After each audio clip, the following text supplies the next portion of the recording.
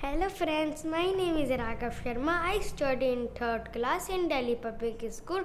I am telling a good story. One day a hunter came to the forest in search of prey. He saw a bird whose droppings turned into gold. As he was surprised, he decided to give the bird as a present to the king. So he caught the bird and rushed to the king's palace. There he walked to the king and said, "Your Majesty, look at the bird whose droppings are turned into gold. Please take care." But the minister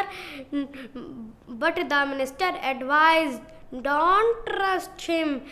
What he's saying is impossible." The king agreed and freed the bird. He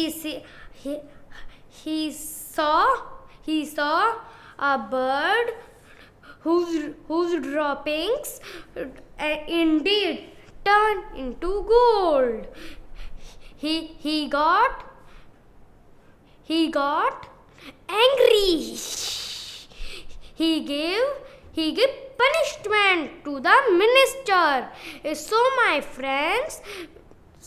friends, the moral of the story is everything is possible.